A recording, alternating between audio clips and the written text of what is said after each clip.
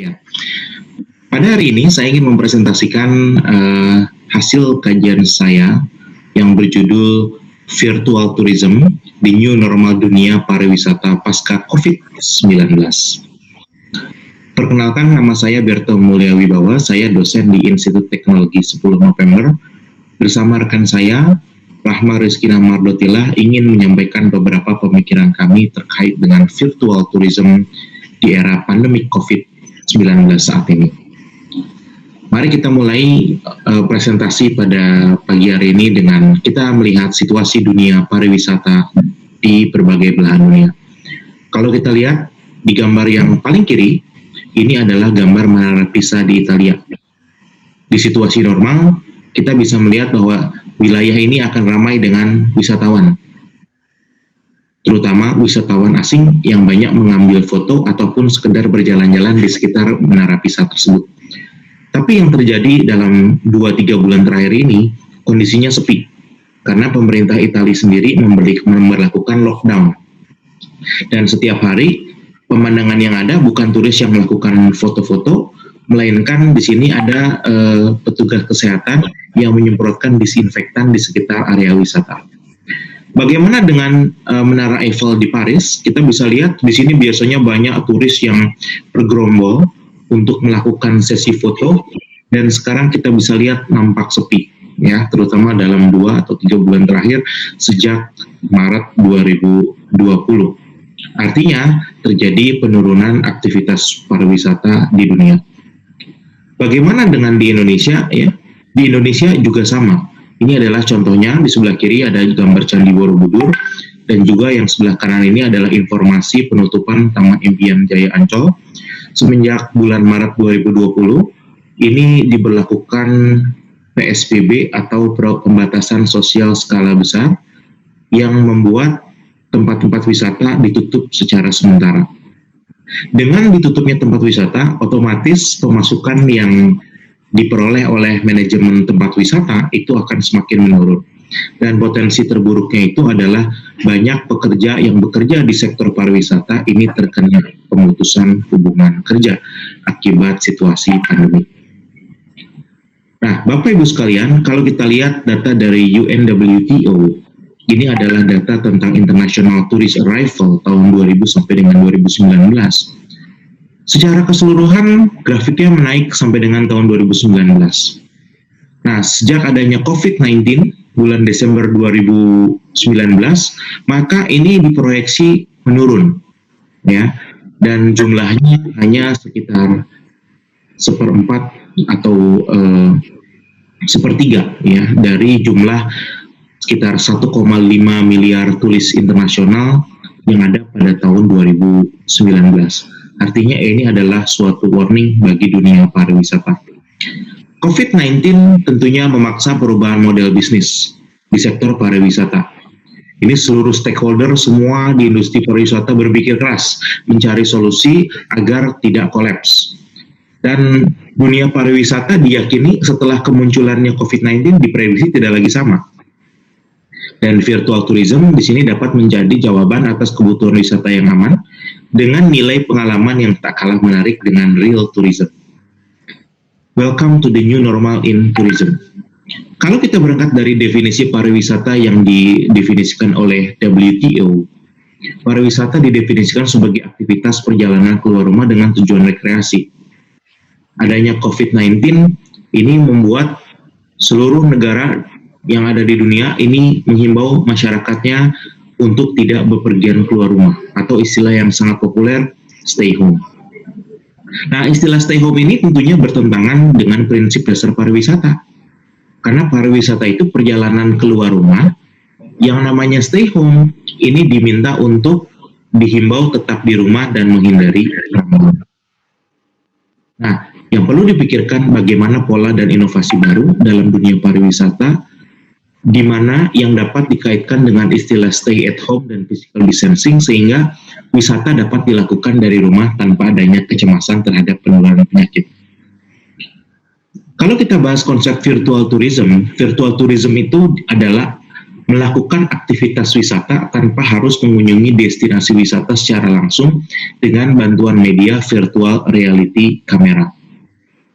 Nah, jadi konsepnya seperti ini, seseorang berada di suatu tempat menggunakan kamera virtual reality yang harganya saat ini sudah cukup terjangkau dan dijual banyak di pasaran. Harganya mulai dari Rp50.000 sampai dengan yang bagus di atas Rp5 juta. Dan di sini dengan bantuan alat ini, kalau kita menonton video saja kan kita hanya melihat situasi secara 2 dimensi atau 3 dimensi. Nah, dengan menggunakan virtual reality ini akan terasa sensasi bahwa mata kita akan disinkronkan dengan alat virtual reality dan orang yang menggunakannya itu seolah-olah akan berada di tempat tujuan. Dan juga kita bisa berinteraksi dengan lingkungan sekitar meskipun secara fisik kita tidak langsung mengunjunginya. Nah, mekanisme demo virtual tour ini adalah yang pertama, situasi di tempat wisata yang sebenarnya direkam secara real time dengan kamera 360 derajat. Virtual tourism dilakukan dengan bantuan kamera VR, dan juga kamera VR ini dapat dihubungkan dengan smartphone. Dan keunggulannya ini adalah bisa digunakan kapanpun dan dimanapun yang Anda mau tanpa adanya risiko dan juga low budget.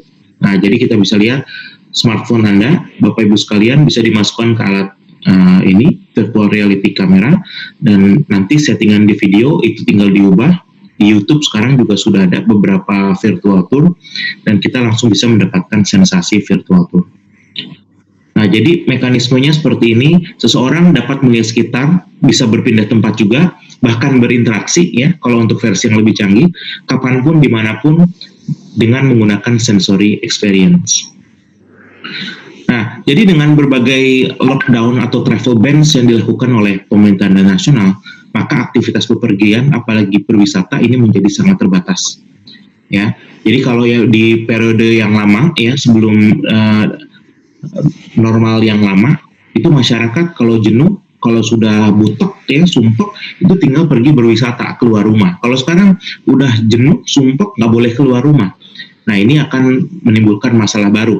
Di era stay home ini akan banyak orang-orang baru yang stres. Karena gaya hidup WFA itu faktanya Bapak Ibu sekalian bisa merasakan di sini ya. Ternyata tidak 100% jauh lebih nyaman.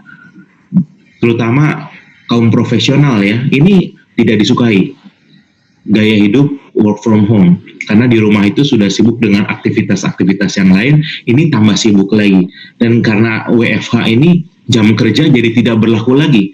Jam kerja jadi makin tidak beraturan. Kadang-kadang bos itu jam 6 udah ngajakin rapat pagi-pagi, atau kalau bosnya senang begadang ngajakinnya tengah malam, alasannya work from home.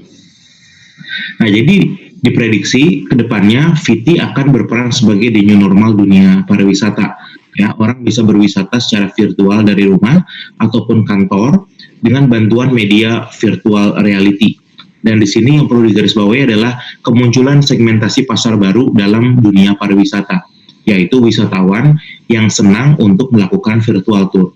Bagaimana dengan wisatawan konvensional? Wisatawan konvensional tentu akan tetap tersedia, tapi di sini saat ini akan muncul beberapa segmentasi baru, yaitu wisatawan virtual. Nah, namun virtual tour itu juga tidak luput dari beberapa kelemahan ya, karena di sini Bapak Ibu kita bisa lihat bahwa tidak semua objek wisata itu pasti akan setuju apabila tempat wisatanya divirtualkan. Banyak tempat wisata yang masih menganggap bahwa sensasinya itu beda dan tidak dapat didigitalisasi. Nah, yang kedua di sini contohnya VT. Ini tidak dapat menggantikan sensasi nyata ya. Jadi kalau berjemur di pantai kulit kita jadi hitam, berenang di lautan itu ada risiko kita akan hati-hati karena takut tenggelam. Kalau dengan virtual tour ini kita akan nyantai aja. Kita bisa seolah-olah berjemur di pantai ya, tapi kulitnya nggak akan hitam-hitam. Nah, itu jadi tidak, sensasi nyatanya tidak bisa digantikan ya. Jadi di poin ketiga, sensasi dunia virtual bagaimanapun juga tidak akan dapat mengalahkan sensasi dunia nyata. Nah, jadi di sini kita menuliskan rekomendasi. Saat ini setiap pengelola destinasi wisata itu diarahkan dan dibina untuk segera menyediakan fasilitas virtual tour. Kemudian yang kedua di sini adalah sosialisasi. Masyarakat Indonesia ini harus mulai diperkenalkan model bisnis baru dunia pariwisata dengan menggunakan VR tour. Dan yang ketiga, harus ada kerjasama dan kolaborasi yang lebih erat antara pemerintah, pengelola destinasi wisata, tour and travel, hotel, jasa penerbangan, dan juga perusahaan teknologi penyedia virtual tour untuk menciptakan layanan VT yang kreatif dan inovatif. Nah, jadi berwisata Bapak Ibu saat ini bisa dilakukan kapanpun dan dimanapun. Selamat datang dunia pariwisata yang penuh dengan imajinasi. Terima kasih. Assalamualaikum warahmatullahi wabarakatuh. Waalaikumsalam. Waalaikumsalam warahmatullahi wabarakatuh. Terima kasih Pak Berto Mulyawibawa, dosen dan Deputy Head of Department of Business Management. Jelas dan menarik sekali pemaparannya. Jadi kalau saya coba simpulkan, virtual tourism ini tidak diposisikan untuk menggantikan actual tourism pastinya ya, karena ada yang tidak bisa tergantikan, tapi bisa jadi segmen tourism baru sebetulnya. Begitu ya Pak Berto ya? Iya, betul. Terima kasih Pak. Ya, tapi itu bukan pertanyaannya Pak Berto. Pertanyaannya baru akan saya bacakan. Ada 3 pertanyaan ya Pak Berto ya, jadi tolong agak dicatat, nanti tolong jawab. Yang pertama dari Bapak Zulkifli Novian dari Surabaya juga. Ini mungkin punya Pak Berto nih. Pertanyaannya, sejauh mana efektivitas virtual tourism dalam menciptakan antusiasme konsumen untuk menggunakan perangkat ini? Itu pertanyaan pertama. Yang kedua dari Ibu Yuli Suryani dari Balikpapan, jauh juga ya. Pertanyaan kedua nih Pak ya, jenis tempat wisata apa yang terancam dalam tanda kutip tergantikan oleh virtual tourism? Dan pertanyaan ketiga dari Ibu Megawati Simanjuntak, nah saya kenal nih dari Bogor. Pertanyaan adalah, virtual tourism yang diceritakan Pak Berto tadi sudah menunjukkan berbagai manfaat untuk konsumen. Tapi manfaat untuk dunia pariwisata sendiri kira-kira apa Pak Berto? Jadi itu 3 pertanyaan Pak Berto, silakan dijawab. Oke, baik. Terima kasih Pak Zefri. Ini nanti mohon dibantu untuk diulangi pertanyaannya ya Pak ya. Yang pertama, kalau nggak salah tadi tentang efektivitas virtual tourism, begitu Pak ya? Ya betul, efektivitas virtual tourism dalam menciptakan antusiasme konsumen. Ya, baik. Jadi konsep virtual itu kan sebetulnya adalah simulasi ya. Simulasi untuk mendapatkan atau merasakan sesuatu tanpa melakukan hal-hal yang sebenarnya. Jadi kalau kita berkaitan dengan efektivitas, misalnya gini, ada wisata naik gunung. Realitanya itu kalau kita mau naik gunung harus jalan dulu kan, berpuluh-puluh kilometer, kemudian waktunya juga cukup lama, ada yang hitungan jam, ada yang hitungan hari, kemudian juga penuh dengan fear, ketakutan, atau risiko. Tapi kalau dengan konsep virtual ini kan naik gunung ini bisa menjadi lebih instan, bisa lebih aman. Jadi hanya dengan menggunakan kamera VR, kalau kita di rumah, itu kita bisa tetap dapat menikmati suasana ketika kita naik gunung nih, tanpa perlu merasakan lelah gitu. Ya memang betul, ini tidak bisa sepenuhnya menggantikan ya suasana yang sebenarnya, tapi ini seolah-olah menjadi suatu alternatif baru di era pandemi COVID ini yang tidak memungkinkan aktivitas outdoor yang terlalu banyak. Nah, jadi kalau kita lihat tadi menciptakan kebahagiaan atau antusiasme. Jadi virtual tour itu juga bisa dirasakan bukan hanya bagi seseorang yang belum pernah mengunjungi suatu tempat nih, Pak Zef. Tapi ini juga bisa ya dilakukan bagi seseorang yang ingin mengunjungi kembali tempat lama yang dulu pernah disinggahi. Jadi mengungkit memori dan nostalgia dengan cara yang mudah, murah, dan juga efisien. Jadi layaknya melihat foto-foto lama, tetapi ini dengan bantuan simulasi perangkat virtual reality yang bisa menampilkan suasana yang lebih baik daripada sekedar foto atau video konvensional semata. Itu yang pertanyaan pertama. Jawaban pertanyaan saya rasa terjawab dengan bagus ya. Kalau saya simpulkan jawabannya adalah ini tidak bisa menggantikan sepenuhnya, tapi dari segi kepraktisan, kemudahan, dan juga untuk mengenang kembali apa yang pernah dikunjungi, alat virtual tourism ini akan sangat membantu. Begitu juga sebetulnya ini bisa mendorong orang jika mula-mulanya datangnya cuma secara virtual, nantinya kan juga bisa datang ke tempat aktualnya Pak Berto ya? Yes, betul. Ya? Oke, ya tadi yang kedua saya ulangi pertanyaannya, jenis tempat wisata apa yang terancam dalam tanda kutip tergantikan oleh virtual tourism? Pertanyaan dari Ibu Yuli Suryani Pak Berto. Ya, baik. Jadi kalau tempat wisata yang terancam dengan kemunculan virtual tourism ya. Jadi kembali lagi ke konsep awal ya, virtual tourism itu kan akan sangat efektif bagi wisata-wisata yang mengandalkan fokus indera penglihatan dan pendengaran nih. Jadi penglihatan itu bisa menggunakan VR kamera dan pendengaran itu bisa menggunakan headset. Tapi kurang efektif diterapkan bagi tempat wisata yang memang mengandalkan satu indera peraba nih, ya. Kemudian yang kedua indera pengecap dan juga yang terakhir indera penciuman. Nah, contoh tempat wisata yang terancam oleh virtual tourism itu kalau menurut saya pasti museum. Ya. Tapi memang anak-anak muda zaman sekarang kayaknya untuk berkunjung ke suatu tempat, museum itu menjadi sesuatu yang perlahan mulai ditinggalkan karena sekarang bisa divisit via internet. Jadi untuk melihat sesuatu tidak perlu lagi jauh-jauh datang, cukup secara virtual ya, museum. Yang kedua itu wisata sejarah dan juga artefak. Ini bisa dengan mudah di-replace ya model visitnya dengan model virtual. Nah, yang tidak terancam, tadi pertanyaannya kan yang sangat terancam ya, efektif tergantikan museum, wisata sejarah, dan yang tidak terancam ini pastinya wisata kuliner nih Pak Zef. Ya, kalau kita cuma ngelihat aja video-video makanan itu yang ada kita malah lapar dan stres sendiri gitu kan, itu nggak bisa digantikan. Wisata kuliner ya. Kemudian yang kedua itu wisata belanja. Nah, ini wisata belanja ini menarik karena kita punya sense of shopping ya. Setiap manusia itu juga nggak bisa digantikan nih oleh virtual tourism.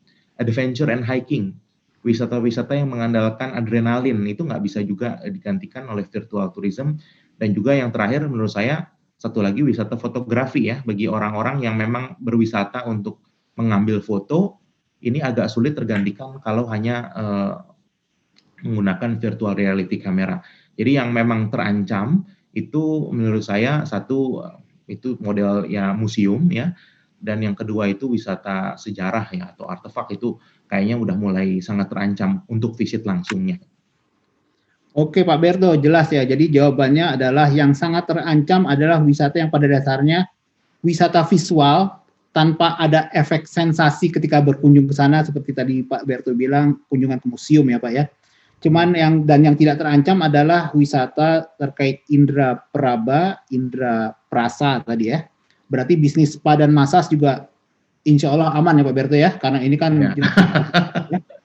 Oke Pak Berto, pertanyaan yang ketiga ini adalah dari Ibu Megawati Simanjuntak dari Bogor. Tadi Pak Berto sudah menjelaskan manfaat virtual tourism buat konsumen. Tapi pertanyaannya, kalau buat dunia pariwisata sendiri, manfaatnya apa Pak Berto? Silakan Pak Berto. Iya, jadi kalau manfaat kepada dunia pariwisata, tadi kita lihat dari sudut pandang konsumen. Terima kasih Bu Megawati. Jadi virtual tourism ini bagi tempat-tempat pariwisata atau pelaku usaha, sebetulnya ini titik beratnya adalah membantu aktivitas promosi dan juga simulasi. Jadi ada suatu konsep yang dinamakan try it before you buy. Jadi contohnya kalau kita lihat di dunia pariwisata yang sudah terjadi saat ini, penerbangan first class itu saat ini bisa disimulasikan terlebih dahulu nih. Kalau first class kan biasanya harga tiketnya itu bisa 6-10 kali lipat dari kelas ekonomi. Nah, orang itu kan kadang-kadang nggak mau berspekulasi. Mereka bertanya, apa sih yang bisa saya dapat kalau saya naik first class itu selain kenyamanan? Kenyamanannya seperti apa? Nah, ini saat ini bisa dilakukan virtual try-nya terlebih dahulu gitu. Kemudian juga kamar-kamar hotel, kemudian luxury taxi ya. Nah, jadi ini bisa ibaratkan kita kalau mau membeli produk fashion, sebelum membayar nih kita coba dulu di ruang ganti. Nah, jadi pariwisata juga demikian. Jadi over promising ya, kalau zaman dulu kan di dunia pariwisata tuh kita disajikan foto-foto.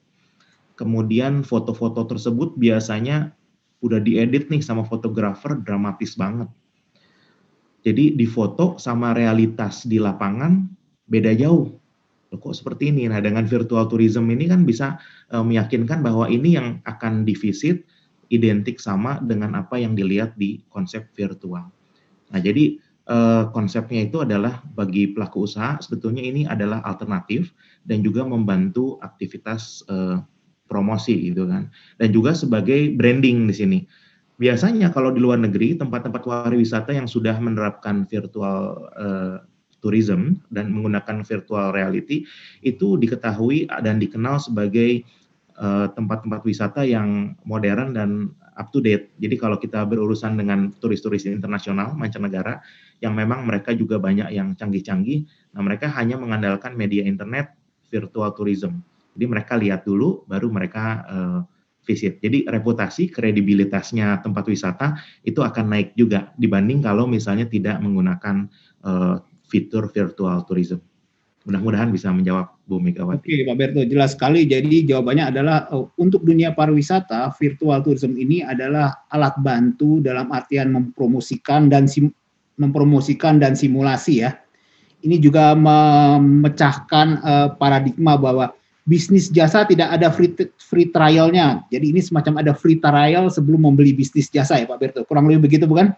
Iya, betul Pak. Oke Pak Berto, terima kasih sekali sesi pemateri.